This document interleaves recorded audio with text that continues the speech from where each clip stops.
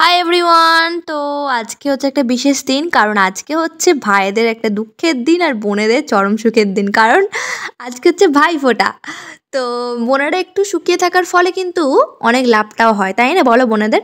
তো চলো আমার দাদাকে ফটো প্রথমে দিয়ে দিচ্ছি, কিন্তু দাদাকে ফটো দেওয়ার সময় ভিডিও করার কেউ ছিল না, তো কটা ফটো তোমাদের সাথে শেয়ার করে দিলাম। তো ফটো দিয়ে আমরা চলে এসেছি মামার বাড়ি। মামার বাড়ি এসে দেখি আমার সব ভাই দাদারা ওয়েট করছে ফটো নেবে বলে। আমার আসতেই লেট হয়ে গেছিলো, তাই জন্য মাসি দেখো এদিকে সব রেডি করে দিচ্ছে, মানে আমাদের কাজটা মাসিই করে দিচ্ছে। আর অন্যদিকে নিচে গিয়ে দেখলাম মাও সব রান্না বান্না শুরু করে দিয়েছে। মানে মামার বাড়িতে ভাইফোঁটাটা একদম জমিয়ে মানে জবরদস্ত হতে চলেছে। কিন্তু আমাকে তো এখানে থাকলে হবে না, আমাকে এরপরে চলে যেতে হবে মামার বাড়ি। তো চলো তাড়াতাড়ি উপরে যাই, গিয়ে ফোঁটাটা আমরা দুজনে দিয়ে দিই। তো আমরা দুই বোনে শুকিয়ে আছি সকাল থেকে। আর এদিকে দেখো দাদাদের জন্য সব মিষ্টি লুচি ঘুগনি সব জমিয়ে দিয়ে দিয়েছে, ওরা এবার জমিয়ে খাবে, কিন্তু এখন নয়, আগে ফোঁটাটা দেওয়ার পরে। তো চলো ফোঁটাটা দিয়ে দিই।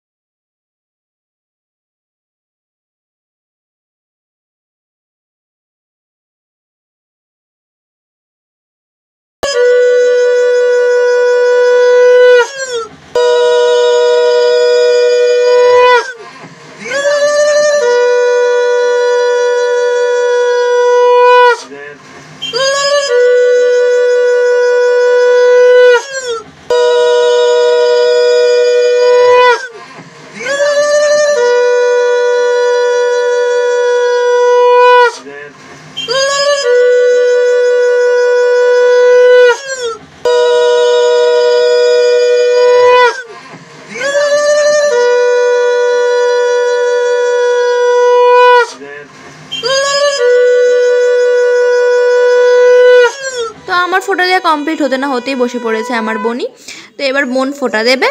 বোন হচ্ছে সবার ছোট, আর প্রতি বছর ওর সাথে একটা ঘটনাই ঘটে, যেটা ভাইফোঁটার জন্য মানে আমরা প্রস্তুত থাকি হবে বলে, যে ও প্রতিবার ভাইফোঁটা দিতে বসে মানে কপালে হাতটা ঠেকায়, তারপর ব্যাস মন্ত্রটা যায় ভুলে, তখন পাশ থেকে আমাকে মন্ত্রটা সাপ্লাই দিতে হয়। কিন্তু এই বছর কি হয়েছে কে জানে, এই বছর সব মন্ত্রর মনে আছে।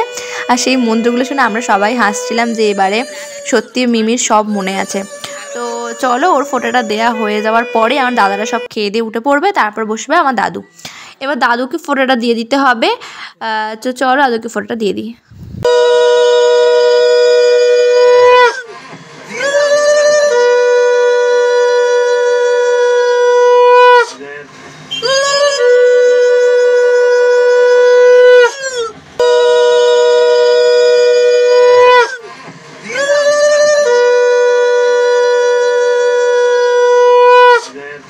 এবার বোনও ফোঁটাটা দিয়ে দিচ্ছে।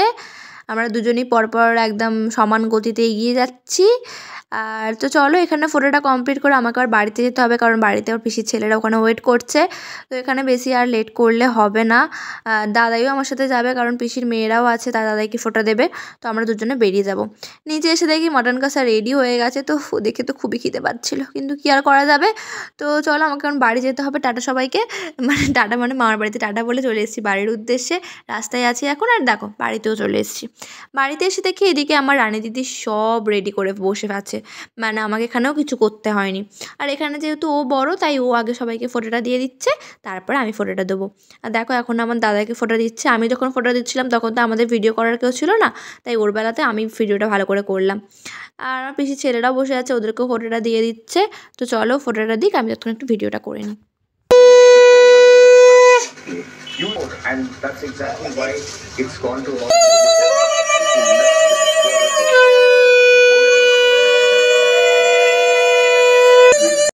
এবার দেখো ওর পালা শেষ হয়ে গেছে, এবার আমার পালা স্টার্ট হতে চলেছে। তো ফোনটা আমি ওর হাতে ধরিয়ে দিয়ে আমি বসে পড়েছি ফোঁটা দিতে। তো চলো ফোঁটাটা দিয়ে দিই। এদিকে সকাল থেকে শুকিয়ে আছি, এখন প্রায় 2টো বেজে গেছে অলরেডি।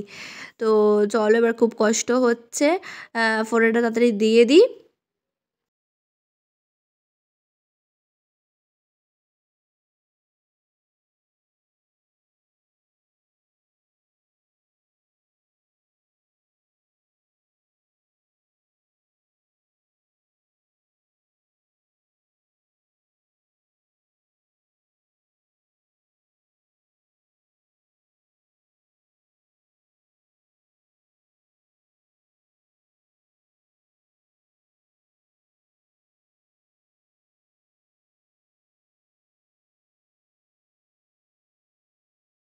তো দাদাদের প্রণাম সেরে এবার আমার ফোঁটা দেওয়া কমপ্লিট। তো চলো আজকের মতো এখানে সবাইকে টাটা, কারণ এখন দেখো 4টে বেজে গেছে, সবাই খেতে বসে পড়েছে। চলো আমরা এরপরে খাবো, টাটা এখন।